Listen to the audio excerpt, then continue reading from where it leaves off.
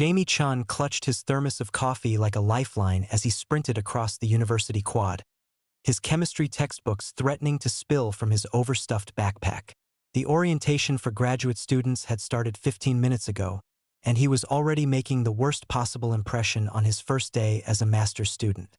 "Great job, Jamie," he muttered to himself, dodging a group of undergraduates sprawled on the grass. Nothing says serious academic like showing up late and sweaty.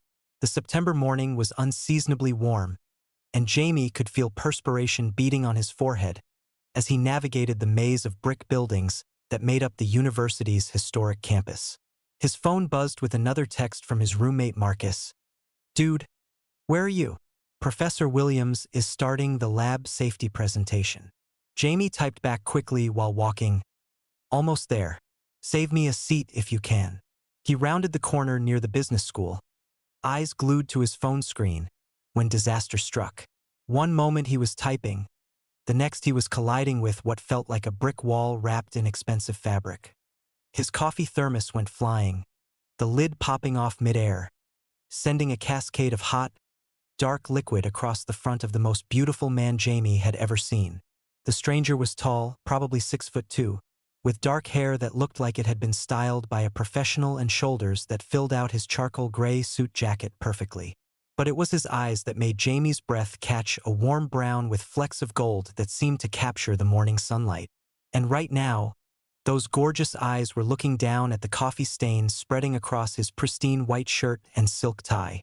"Oh my God," Jamie gasped, his face burning with embarrassment. "I'm so sorry. I wasn't watching where I was going, and I was late." And the stranger held up a hand, and Jamie's rambling apologies died in his throat.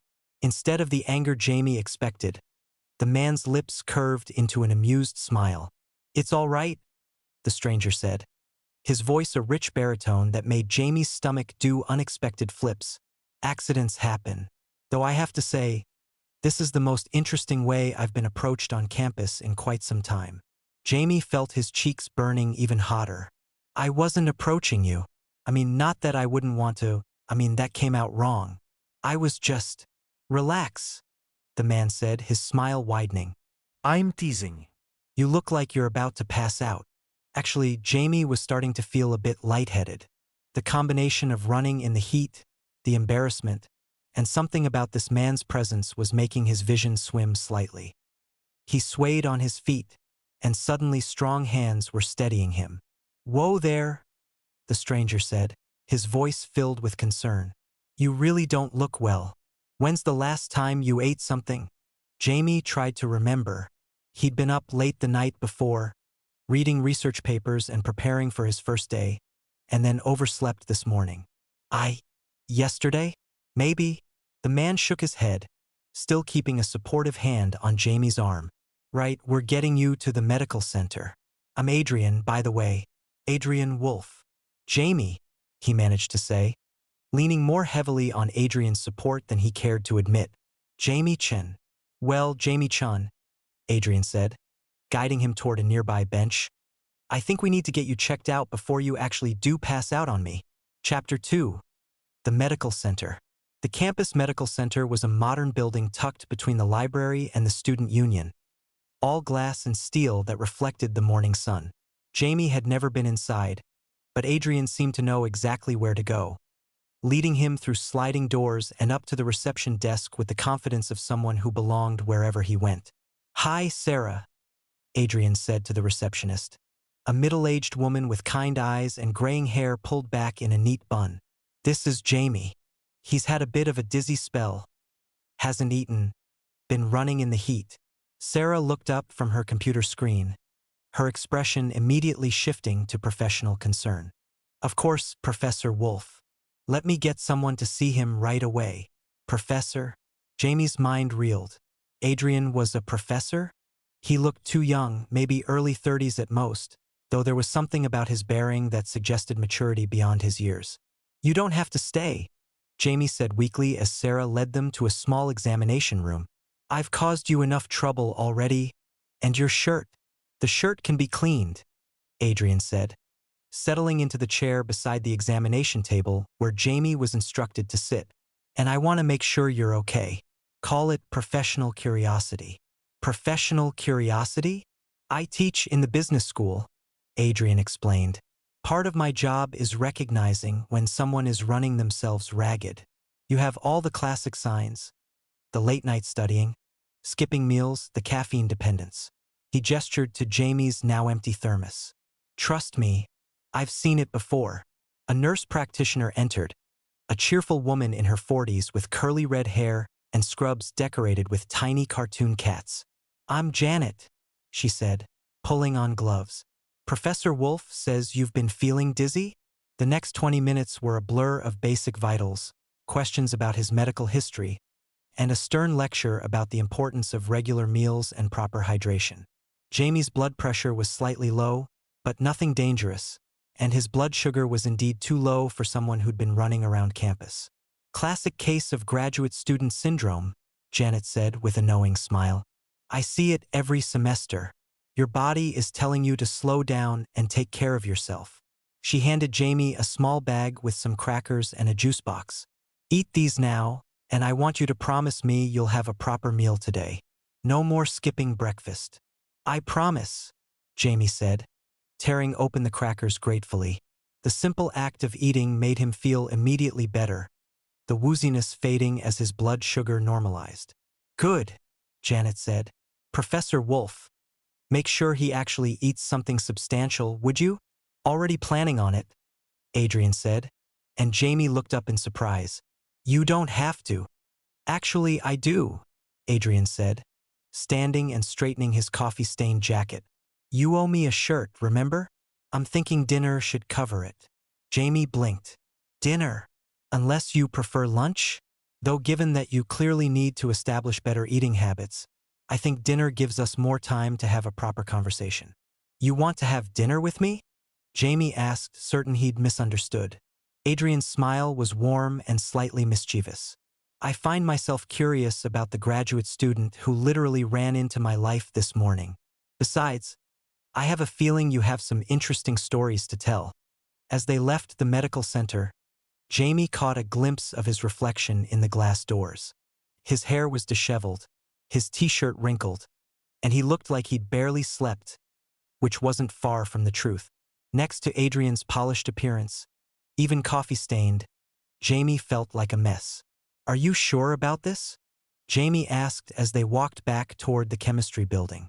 I mean, you're a professor, and I'm just a graduate student, and you're overthinking, Adrian said gently.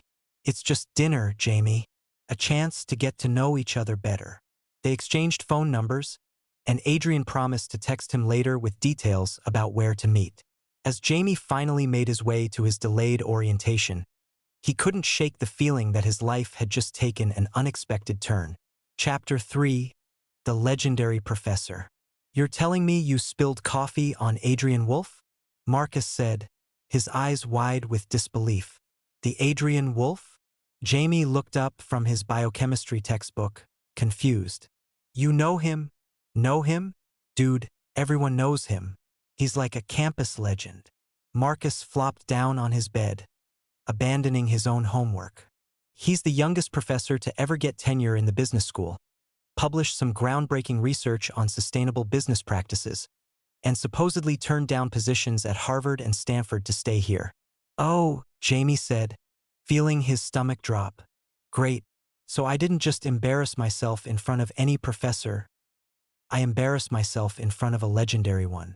That's not even the best part, Marcus continued, clearly enjoying Jamie's mortification. The guy is supposedly impossible to approach. Like, students try to get into his advanced seminars just to meet him, and he's polite but completely uninterested. There are rumors that he's never even been seen on a date. Jamie's phone buzzed with a text message, and he grabbed it perhaps a bit too eagerly. Adrian, hope you're feeling better. Still up for dinner? I know a place that serves excellent comfort food, perfect for recovering graduate students. Jamie, yes, definitely. And I'm feeling much better. Thank you. Adrian, good. Pick you up at 7? I'll need your address. Jamie quickly typed back his dorm address, then looked up to find Marcus staring at him with wide eyes. Was that him? Marcus asked. Maybe, Jamie said, trying to sound casual. Jamie-chun, you beautiful disaster, Marcus said, shaking his head. You might have just accomplished what half the campus has been trying to do for years. It's just dinner, Jamie protested. He feels bad about me fainting. Aha, Marcus said, clearly not believing him. And I'm sure it has nothing to do with the fact that you're cute when you're flustered. Jamie threw a pillow at him, but couldn't deny the flutter of excitement in his chest at the thought of seeing Adrian again. Chapter 4. The First Date. Jamie changed clothes 3 times before settling on dark jeans and a button-down shirt. Casual but not too casual, he hoped. He'd showered and actually styled his hair, which felt like a minor miracle given his usual routine of rolling out of bed and rushing to class. At exactly 7 o'clock, there was a knock at his door. Jamie opened it to find Adrian standing in the hallway, looking effortlessly handsome in dark slacks and a navy sweater that highlighted his eyes. He'd changed out of his coffee-stained shirt, obviously, and Jamie felt a fresh wave of embarrassment about the morning's incident. Ready? Adrian asked, his smile warm and genuine. Ready? Jamie confirmed, grabbing his jacket.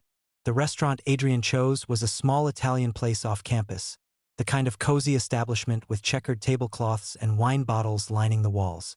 It was intimate without being overly romantic, and Jamie felt some of his nervousness ease as they were seated at a corner table.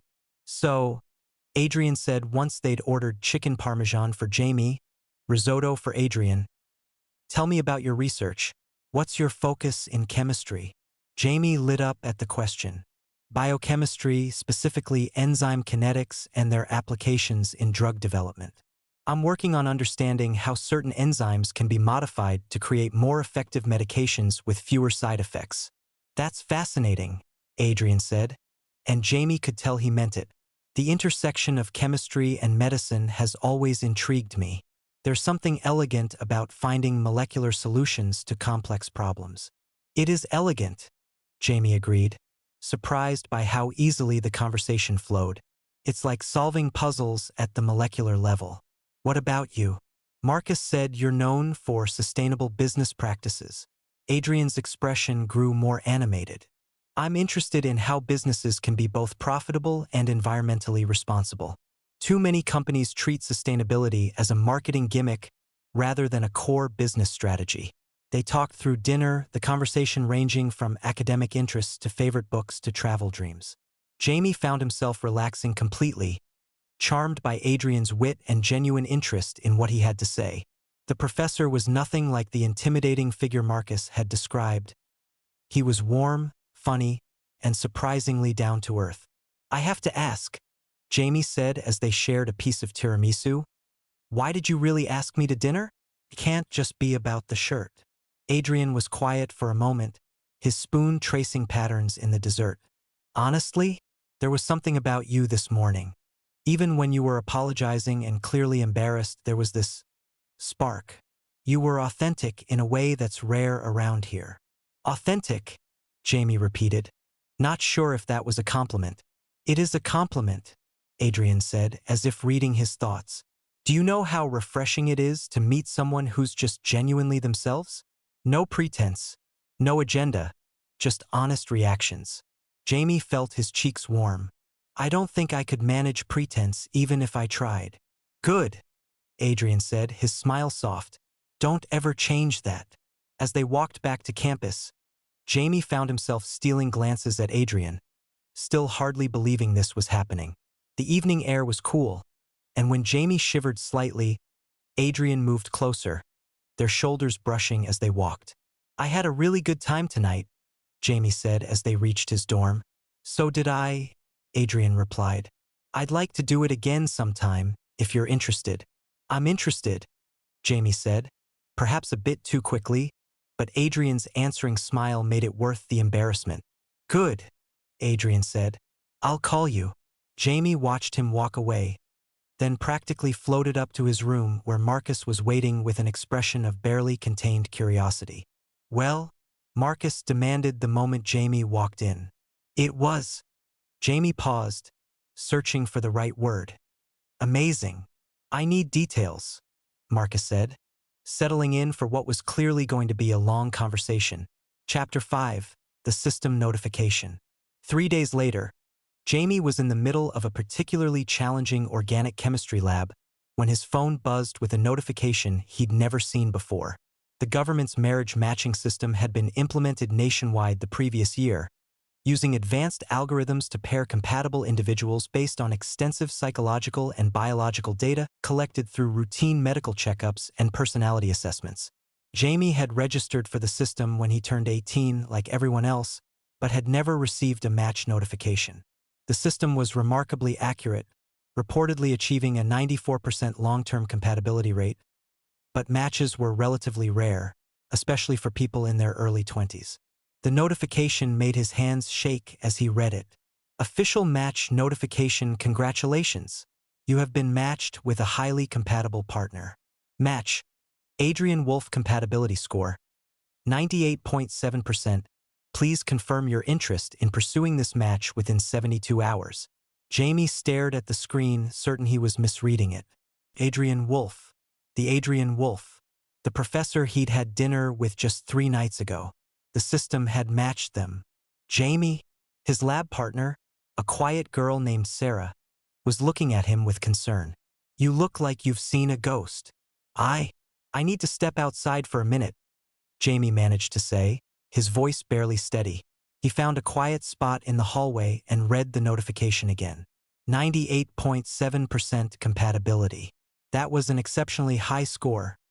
Most successful matches ranged from 85 to 95%. But Adrian, how was that possible? His phone rang, and Jamie nearly dropped it when he saw the caller ID. Adrian Wolf. Hello, Jamie answered, his voice cracking slightly. Jamie. Adrian's voice was warm, but with an undercurrent of something Jamie couldn't identify. I'm assuming you got the notification? You got one too? Jamie asked, though of course he had. The system sent notifications to both parties simultaneously. I did, Adrian confirmed. Are you free to talk? I mean, really talk? This is probably not a conversation for the phone. Jamie looked back toward the lab, where Sarah was covering his portion of the experiment. I'm in the middle of lab, but I could meet you afterward? Maybe in an hour. Perfect. My office? It's in the business building, room 314. I'll be there, Jamie said, then added, Adrian, how do you feel about this? There was a pause. Surprised, Adrian said finally, but not unpleasantly so. We'll talk soon. Okay? The next hour was the longest of Jamie's life. He mechanically went through the motions of completing the lab work, but his mind was entirely focused on the upcoming conversation. What did this mean? How did Adrian really feel about being matched with him? And what did Jamie want to say in response? Chapter 6. The Confirmation. Adrian's office was exactly what Jamie had expected, sleek, organized, with floor-to-ceiling bookshelves and a view of the campus quad. Adrian was standing by the window when Jamie knocked, turning with what looked like relief when he entered. Close the door, Adrian said, and Jamie did, his heart hammering. So, Adrian said, settling into one of the comfortable chairs arranged around a small table rather than behind his imposing desk. This is unexpected. That's one word for it, Jamie said, taking the chair across from him. I've never gotten a match notification before. Neither have I, Adrian admitted. I actually thought there might be some kind of error. Jamie felt his stomach drop. You think it's a mistake? No, Adrian said quickly. No, I don't think it's a mistake. I think maybe I understand why it happened. You do. Adrian leaned forward, his expression serious. Jamie, I need to tell you something. The other night, when I said there was something about you that caught my attention, that wasn't entirely accurate. Jamie felt confused. What do you mean? I mean, I've noticed you before. Several times, actually, over the past few months. You have a spot you like to study in the library, near the windows on the 3rd floor. You always order the same thing at the campus coffee shop, medium dark roast. No sugar, splash of cream. You bite your pen when you're concentrating, and you have this habit of running your hand through your hair when you're frustrated. Jamie stared at him, hardly believing what he was hearing. "You've been watching me?" "Not watching," Adrian said, his cheeks coloring slightly. "Noticing.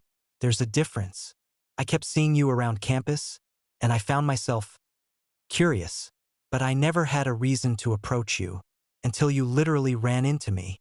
So when you asked me to dinner, I was already interested," Adrian confirmed.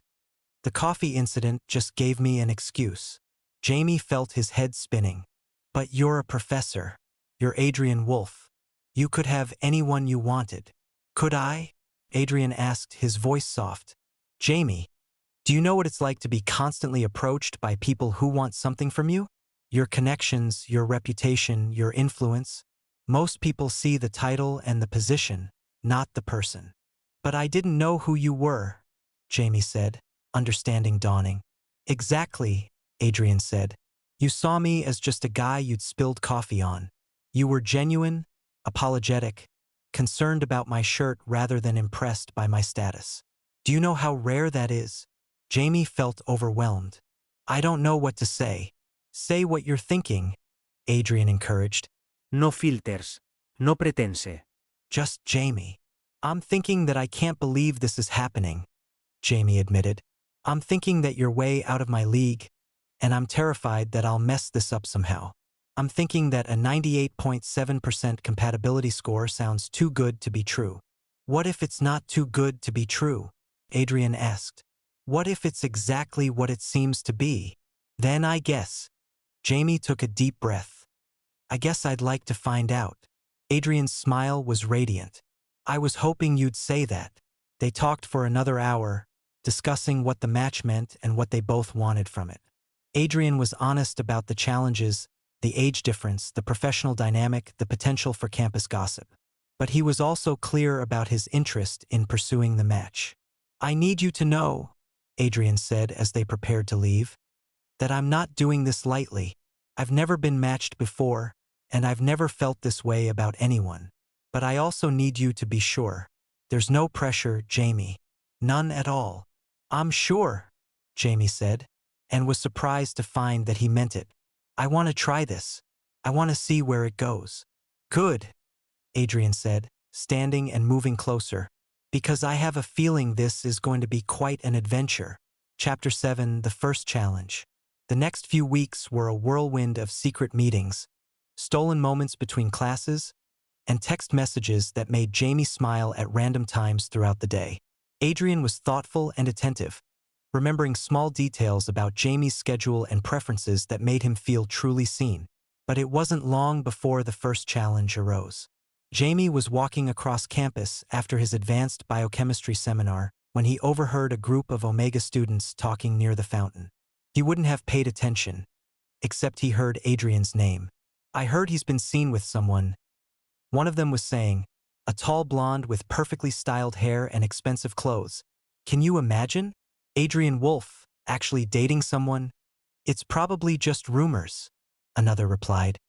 "He's too focused on his career for relationships." "Well, if he ever does settle down, it'll be with someone worthy," the first one said. "Someone from a good family, probably another professor or maybe someone in law or medicine. He wouldn't waste his time on some random student." Jamie felt his face burn with embarrassment and something deeper, a creeping sense of inadequacy that he'd been trying to ignore. He was just a graduate student from a middle-class family, nothing special about him except his research. What if they were right? What if Adrian was just experimenting? That evening, when Adrian texted asking if he wanted to grab dinner, Jamie found himself making excuses. "Jamie, can't tonight. Have to work on my thesis proposal." "Adrian, tomorrow then? I miss you." "Jamie, maybe. Super busy week." By the third day of Jamie's evasion, Adrian showed up at his dorm room. "Okay," Adrian said when Jamie opened the door. "What's wrong?" "Nothing's wrong," Jamie said, but he couldn't meet Adrian's eyes. "Jamie," Adrian said gently, "I can tell when something's bothering you. Talk to me." Jamie sighed and let him in. Marcus was at the library, so they had the room to themselves. "I heard some people talking," Jamie said finally. "About you. About us." What did they say? That you'd never settle for someone like me, Jamie said, the words tumbling out in a rush. That you'd end up with someone important, someone worthy. And maybe they're right. Maybe I'm just… Stop, Adrian said firmly. Stop right there. He moved closer to Jamie, his hands settling on Jamie's shoulders. Look at me. Jamie reluctantly met his eyes. I don't care what other people think, Adrian said. I care about you. I care about how you make me laugh, how passionate you get when you talk about your research, how you actually listen when I tell you about my day. I care about the way you scrunch up your nose when you're concentrating, and how you always share your food even when you're still hungry yourself. But what if? No what ifs, Adrian interrupted. Jamie, I've spent my entire adult life surrounded by people who were appropriate matches on paper. Colleagues, other professors, people from the right families with the right backgrounds. And you know what? I was bored out of my mind. Really? Really? Adrian confirmed. You challenge me, you make me think. You make me want to be better. That's not something I'm willing to give up because of what other people might say. Jamie felt the tight knot in his chest beginning to loosen. I was scared, he admitted. Scared that you'd realize you could do better. I couldn't do better, Adrian said simply. I could do different, but not better. You're exactly what I want, Jamie. The question is, am I what you want? Yes, Jamie said without hesitation. You are. Then let's stop hiding, Adrian said.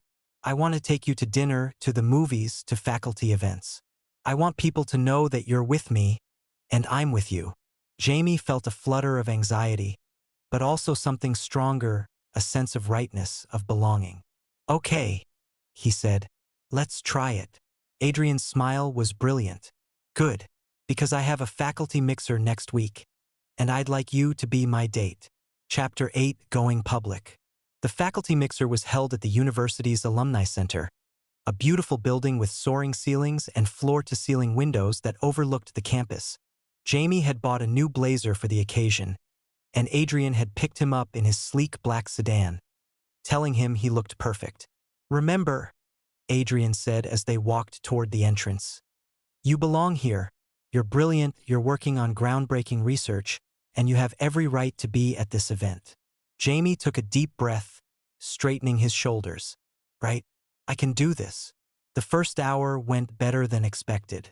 Adrian introduced him to several colleagues, and Jamie found himself in fascinating conversations about research funding, interdisciplinary studies, and the future of academic collaboration. Professor Williams from chemistry was there, and she seemed genuinely pleased to see Jamie. I've been hearing excellent things about your work, she told him. Your thesis proposal is generating quite a bit of excitement in the department. Jamie felt a flush of pride. Thank you, Professor Williams. That means a lot. It was when they were getting drinks at the bar that things got complicated. Adrian, a smooth voice said behind them, and they turned to see a distinguished-looking man with silver hair and an expensive suit. I don't believe I've met your friend.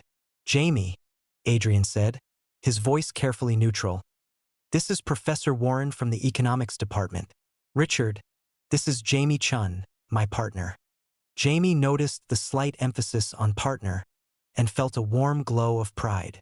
Professor Warren's eyebrows rose slightly. Partner? How wonderful. I wasn't aware you were seeing anyone, Adrian. It's a recent development, Adrian said smoothly. Jamie's a graduate student in chemistry, working on some fascinating research in enzyme kinetics. Chemistry, Warren repeated, as if tasting the word. How practical. Jamie bristled slightly at the condescending tone, but Adrian's hand on his back steadied him. Very practical, Jamie said with a smile. We're working on applications that could revolutionize cancer treatment. Sometimes the most practical research has the biggest impact. Indeed, Warren said, though his tone suggested he wasn't particularly impressed. Well, I should let you two get back to mingling. As Warren walked away, Jamie felt his confidence wobble slightly. He doesn't approve, Jamie said quietly. Richard Warren doesn't approve of anything that doesn't directly benefit him, Adrian said dismissively. His opinion is irrelevant. But he's your colleague. He's a colleague, not a friend, Adrian corrected. Jamie, look at me. Jamie met his eyes, seeing warmth and certainty there. I'm proud to be here with you, Adrian said. I'm proud to introduce you as my partner. Anyone who has a problem with that is welcome to keep their opinions to themselves. The rest of the evening passed in a blur of introductions, conversations, and the growing realization that most of Adrian's colleagues were genuinely welcoming. Professor Martinez from literature spent 20 minutes discussing the intersection of science and storytelling with Jamie, and Dr. Kim from psychology was fascinated by his research methodology. As they were leaving, Adrian stopped him near the coat check. How do you feel? He asked. Jamie considered the question. Nervous, he admitted, but also good. Like I can actually do this. You can, Adrian said firmly. You absolutely can. Chapter 9, The Hot Springs. 2 weeks later, Adrian suggested a weekend getaway to a resort town about 2 hours from campus, known for its natural hot springs and scenic hiking trails. Jamie had never been to a resort before, and he felt a mixture of excitement and nervousness as they drove through the winding mountain roads. You're quiet? Adrian observed as they pulled up to the resort, a collection of rustic buildings nestled among tall pines. Just taking it all in, Jamie said, though the truth was more complicated. This felt like a significant step, spending a weekend away together, sharing a room. They'd been dating for almost 2 months, but their physical relationship had been limited to kissing and cuddling, partly because of Jamie's inexperience, and partly because there was never enough privacy in the dorm. Their room was beautiful, with a king-size bed, a stone fireplace, and a private balcony overlooking the mountains. Adrian set their bags down and turned to find Jamie standing uncertainly in the middle of the room. Hey, Adrian said softly, crossing to him. What's wrong? Nothing's wrong, Jamie said quickly. I've never done this before. Done what? Gone to a resort. That too, Jamie said, his cheeks reddening. But I meant this, a weekend away, with someone, like this. Understanding dawned in Adrian's eyes. Jamie, there's no pressure. None at all. We can take separate beds if you'd prefer, or… No, Jamie said quickly. That's not what I want. I want to be here with you. I want to try things. I'm just nervous. Adrian's smile was gentle. We'll take everything at your pace. No rushing, no pressure. Just us. That evening, they soaked in the outdoor hot springs under a canopy of stars. The warm mineral water relaxing muscles Jamie didn't even know were tense. Adrian was a perfect gentleman, keeping the conversation light and comfortable, making Jamie laugh with stories about his graduate school days. I have to confess something, Adrian said as they walked back to their room, fingers intertwined. What's that? I've been wanting to do this for weeks. Just have you to myself. No interruptions. No schedules to worry about. Jamie's heart skipped. Really? Really? Adrian confirmed, stopping to face him. You're all I think about lately. It's actually becoming a problem. I keep getting distracted during faculty meetings. Jamie laughed, feeling some of his nervousness ease. I have the same problem. Marcus caught me staring at my phone for 20 minutes yesterday, waiting for you to text back. I always text back, Adrian said, leaning down to kiss him softly. The kiss was different from their others, deeper, more passionate, with an underlying current of promise. When they broke apart, Jamie felt breathless and warm despite the cool mountain air. Back in their room, things progressed naturally. Adrian was patient and attentive, making sure Jamie was comfortable with each step, each touch. When Jamie finally fell asleep, curled against Adrian's side, he felt more content than he could ever remember being. The next morning, as they sat on their balcony sharing coffee and pastries, Adrian reached across the table to take Jamie's hand. I need to tell you something, Adrian said, his voice serious enough to make Jamie look up in concern. What is it? I've been thinking about this about us, and I realized I haven't been completely honest with you. Jamie felt his stomach drop. What do you mean? I mean about how long I've been interested in you, Adrian said. I told you I'd noticed you around campus, But it was more than that. I actually looked you up in the university directory about 4 months ago. I found out your name, your major, your year in school. Jamie stared at him. You did. I did, Adrian confirmed. I even put your name into the matching systems preference database, indicating that I'd be interested in meeting you if a match ever occurred. You can do that? Faculty members have access to certain system features, Adrian said. I never thought anything would come of it. The system is usually pretty conservative about cross-departmental matches, especially with age differences. But when I got the notification about our match, I realized the system had been considering us for a while. Jamie felt a mix of emotions: surprise, flattery, and a strange sense of destiny. So you knew we were compatible before we were matched? I hoped we might be, Adrian said. But I never imagined we'd be this compatible. 98.7% isn't just high, Jamie. It's nearly unprecedented. What does that mean for us? Adrian squeezed his hand. It means I'm falling in love with you, and I think you might be falling in love with me too. It means I want to see where this goes, no matter what anyone else thinks. Jamie felt his heart racing. I am, he said quietly, falling in love with you. Good, Adrian said, his smile radiant, because I have some ideas about our future that I'd like to discuss. Chapter 10. Meeting the family. The following month brought Jamie's first real test of their relationship: meeting Adrian's parents. They drove to Adrian's hometown, a small city about 3 hours away, on a crisp October weekend when the leaves were just beginning to turn. Tell me again why I'm nervous about this, Jamie said as they pulled into the driveway of a modest 2-story house with a well-maintained garden. Because you want them to like you, Adrian said simply. Which they will, by the way. My mother's been asking about you for weeks. Your mother knows about me? Of course she does, Adrian said, looking surprised. Did you think I wouldn't tell my family about someone important in my life? Jamie felt a warm glow at being described as important.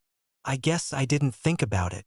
Adrian's parents, David and Helen Wolfe, were nothing like what Jamie had expected. David was a high school English teacher with a dry sense of humor and a passion for gardening. Helen was a nurse practitioner who immediately fussed over Jamie, asking about his appetite and whether he was getting enough sleep. You're too thin, she declared after hugging him hello. Adrian, are you feeding him properly?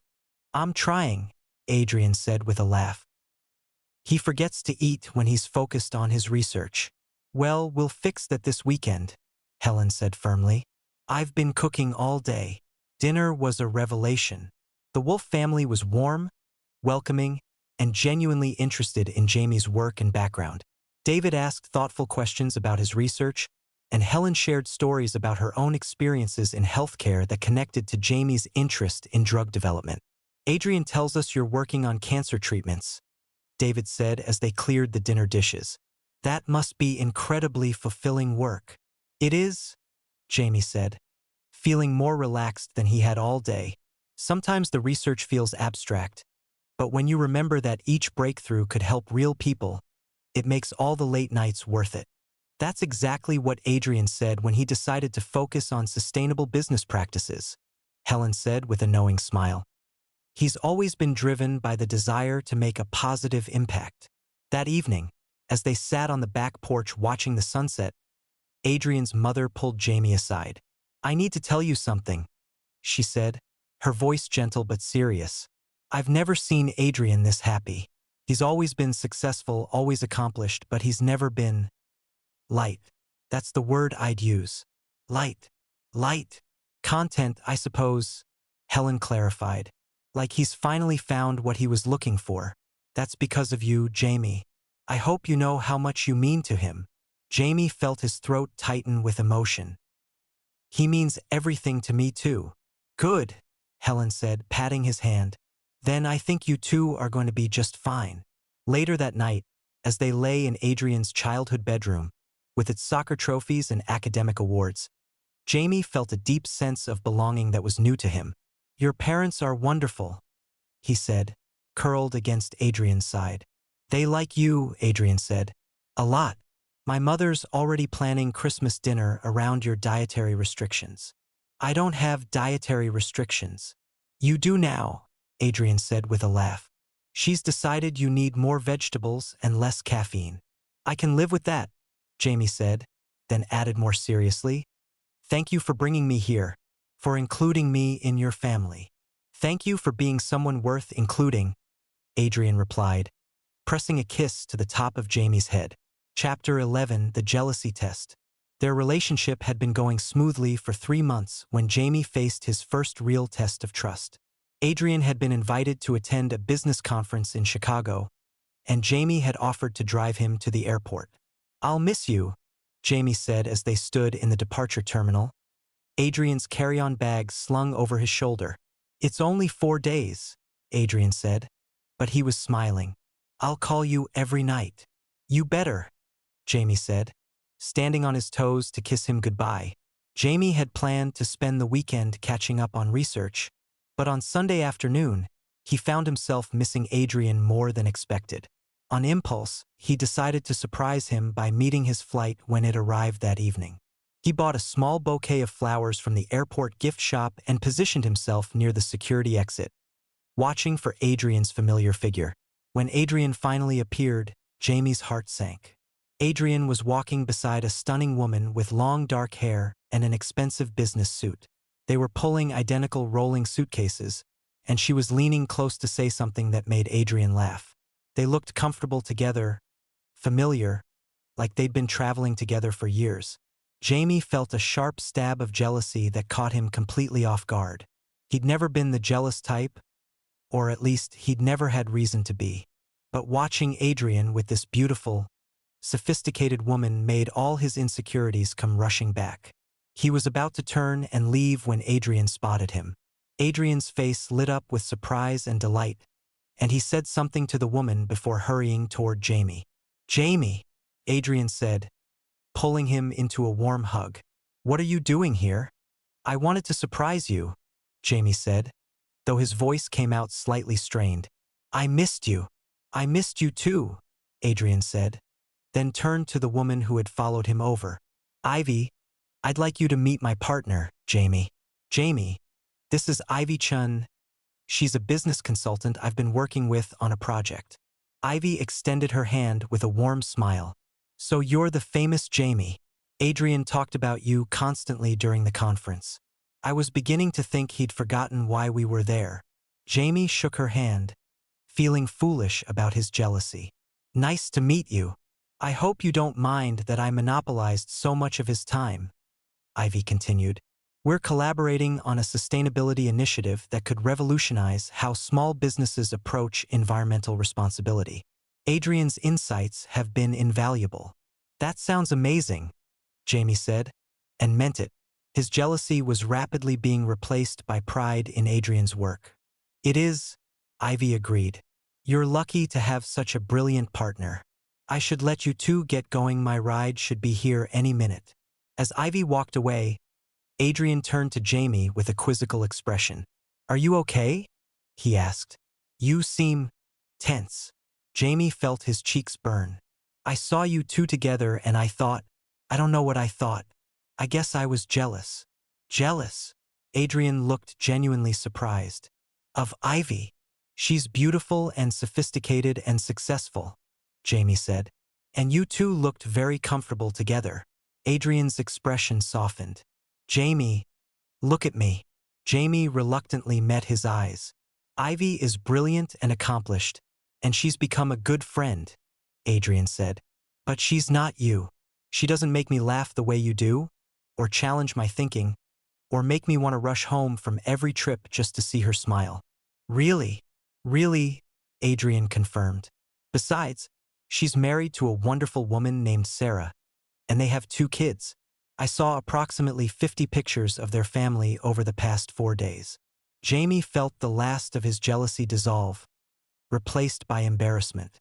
I'm sorry. I don't know why I reacted that way. Because you care about me, Adrian said simply. And because you're human. A little jealousy is normal, Jamie. What matters is how you handle it. How did I handle it? You asked me about it instead of making assumptions, Adrian said. You communicated instead of sulking. I'd say you handled it perfectly. As they walked toward the parking garage, Jamie felt a new sense of security in their relationship. Adrian was right. A little jealousy was normal. What mattered was that they could talk about it, work through it together. So, Adrian said as they reached Jamie's car, "Tell me about your weekend. Did you actually eat regular meals? Or did you survive on coffee and granola bars?" "I ate regular meals," Jamie said defensively. "Mostly." "Define mostly," Adrian said with a knowing look. "I had pizza for breakfast yesterday," Jamie admitted. "But pizza has vegetables on it, so it counts." "We need to work on your definition of vegetables," Adrian said. But he was smiling. Chapter 12. The Confirmation. A week later, Jamie was working late in the chemistry lab when his phone buzzed with another notification from the matching system. His heart rate spiked. He'd confirmed his interest in the match with Adrian months ago, but they'd never received follow-up communication. Match confirmation update: both parties have now indicated serious interest in pursuing long-term commitment. Advanced compatibility analysis confirms 99.2% long-term success probability. Proceed to final confirmation phase? Y/N. Jamie stared at the screen, his hands trembling slightly. Final confirmation phase. He knew what that meant. It was the system's way of asking if they were ready to move toward official engagement and marriage registration. His phone immediately rang. "Adrian, did you see it?" Adrian asked without preamble. "The notification?" "Yes, I just got it." "How do you feel about it?" Jamie set down his beaker and moved to a quieter corner of the lab. "Terrified," he admitted, "and excited, and completely overwhelmed." "That's exactly how I feel," Adrian said, and Jamie could hear the smile in his voice. "Jamie, I need to ask you something, and I need you to be completely honest with me." "Okay. Do you want this? Really want it? Not because the system says we're compatible, not because it's what you think you should want, but because it's what you actually want." Jamie closed his eyes, searching his heart for the answer. "I want it," he said finally. "I want a future with you. I want to wake up next to you every morning and come home to you every night. I want to fight about whose turn it is to do the dishes and plan vacations together and meet each other's extended families." "I want all of that too," Adrian said softly. "I want to support your research and celebrate your successes and hold you when experiments don't go as planned. I want to build a life with you, Jamie." "So we're really doing this?" "If you want to," Adrian said. "But I think we should talk about it in person. Are you free for dinner tonight?" "I'm free," Jamie said, already mentally calculating how quickly he could clean up his workstation. They met at their favorite restaurant, the same Italian place where they'd had their first date. It felt fitting, somehow, to be making this decision in the place where their relationship had truly begun. "I've been thinking about this for weeks," Adrian said after they'd ordered. "Even before we got the notification. I've been imagining what it would be like to be officially engaged to you, to start planning a wedding, to think about our future in concrete terms. And I can't imagine anything I want more," Adrian said simply. "I love you, Jamie. I love your passion for your work, your terrible eating habits, the way you sing off-key in the shower, your determination to make the world a better place through science. I love all of it." Jamie felt tears prick his eyes. "I love you too," he said. "More than I thought I could love anyone." "Then let's do it," Adrian said, pulling out his phone. "Let's confirm the match and see what happens next." They selected Y on their phones simultaneously, and within seconds, new notifications appeared. "Match confirmed, congratulations. You are now officially engaged through the national matching system. Marriage registration available beginning next Monday. Compatibility counseling sessions available upon request." Jamie stared at the screen, hardly believing it was real. "We're engaged," he said wonderingly. "We're engaged," Adrian confirmed, his smile brilliant. "How does it feel?" "Like everything just fell into place," Jamie said. "Like this was always supposed to happen." "I know exactly what you mean," Adrian said, reaching across the table to take Jamie's hand. "I feel like I've been waiting my whole life for this moment. For you." Chapter 13. Planning the Future. The next few weeks were a whirlwind of practical decisions and emotional revelations. They spent hours talking about their future, where they wanted to live, what kind of wedding they wanted, how they'd balance their careers with their relationship. "I've been thinking about housing," Adrian said one evening as they walked across campus after dinner. "My faculty housing is nice, but it's not really designed for two people. We could look at apartments off campus," Jamie suggested. "Or maybe a small house?" "Actually," Adrian said, stopping under a streetlight, "I've been looking at houses, real houses, with yards and guest rooms and space for a home office for you." Jamie felt his heart skip. "You've been house hunting?" "I've been browsing listings," Adrian clarified. "But I didn't want to get too serious about it without talking to you first. What do you think about the idea of buying a house together?" "I think it sounds terrifying and wonderful," Jamie said honestly. "I've never owned anything more expensive than my laptop." "We'd be doing it together," Adrian said. "Everything would be in both our names. Equal partners in everything." "Equal partners," Jamie repeated, liking the sound of it. The next Saturday, they spent the day looking at houses with a real estate agent Adrian had contacted. Most of them were too big or too expensive, but the last house they visited was perfect, a 2-story colonial with a beautiful kitchen, a study that would be perfect for Jamie's research, and a backyard with mature trees. "It's perfect," Jamie said as they stood in the empty living room, imagining their furniture arranged around the fireplace. "It is," Adrian agreed. "But are you sure you're ready for this? It's a big step." Jamie looked around the room, trying to imagine their future playing out in this space. "I'm sure," he said finally. "I want to build a life with you, Adrian. This feels like the right place to start." They put in an offer that afternoon. Chapter 14, The Wedding Planning. Planning a wedding turned out to be more complicated than either of them had anticipated. Adrian's parents wanted a traditional ceremony with extended family and colleagues. Jamie's parents, who had flown in from California for the occasion, were more interested in keeping things simple and intimate. "We could have 2 ceremonies," Adrian suggested as they sat in their favorite coffee shop, surrounded by bridal magazines and vendor catalogs. "A small, intimate ceremony for immediate family, and then a larger reception for everyone else." "That seems like a lot of work," Jamie said, looking overwhelmed by the sheer number of decisions they needed to make. "Or," Adrian said, closing the magazine he'd been flipping through, "we could do what we want, instead of what everyone else expects." "What do we want?" "I want to marry you," Adrian said simply. "I want our families and close friends there to witness it. I want good food and music and dancing. I want to celebrate with people who matter to us." "That sounds perfect," Jamie said, feeling the knot of anxiety in his chest loosen. They settled on a medium-sized wedding in the university's botanical garden, with a reception at the alumni center where they'd attended their first faculty event together. The guest list included immediate family, close friends, and a few of their favorite colleagues.